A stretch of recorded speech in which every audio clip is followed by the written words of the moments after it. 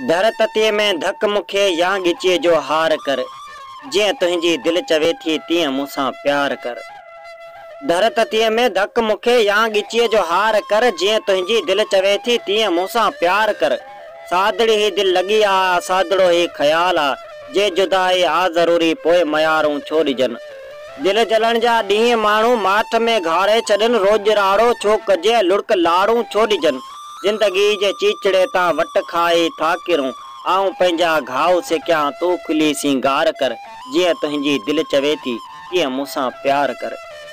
आऊं निसॾो ईअं आहियां ॾींहं जो तारा ॾिसां, ऐं पखियुनि जे आशियाने में कंदियूं ठाहियो अचां। हर शिकारीअ जो मिजालो मूं अंदरि महफ़ूज़ आहे, ऐं हरण जा छाल मापे ढक थो वाहियो अचां।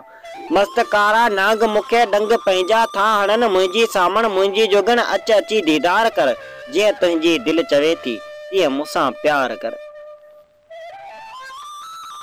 जीअं तुंहिंजी दिल चवे थी तीअं मूंसां प्यार कर। ॻोठड़े में वाहुंदी जो वाव आहे, मौज में आमरीज वण हेठां ख़त तोखे थो लिखां।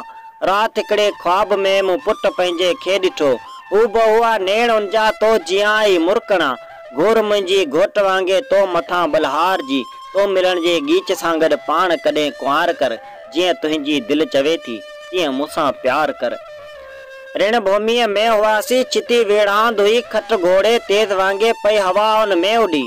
बेलिबासीअ में हुए तूं ॿ मोही तलवार जियां, मुंह में केॾी रोशन आई कोॾ तुंहिंजे सां कुॾी। तूं सिपह सालार वांगे ढाल उछलींदे चयो, ही गुसियो वार तुंहिंजो ॿी तरह सां वार कर, जीअं तुंहिंजी दिल चवे थी तीअं मूंसां प्यार कर। बाख़ुदा तूं मोर आहीं मुंहिंजो सारो मुरकणी, आऊं जो नाबीन आहियां आऊं कोझो कारड़ो। मुंह में तुंहिंजी आरज़ू जा लियार ॻाढ़ा थी चुका, मुंह में आए धूम सां तुंहिंजो ई बस कारड़ो। तोखे मुंहिंजे ॿांहणियुनि जा ॿार ॾाढो था सकनि, तोखे मुंहिंजे ॿांहणियुनि जा ॿार ॾाढो था सकनि। अॼु मुंहिंजी सांवरी तूं मूं अंदरि हुबकार कर, जीअं तुंहिंजी दिल चवे थी तीअं मूंसां प्यार कर, जीअं तुंहिंजी दिल चवे थी तीअं मूंसां प्यार कर।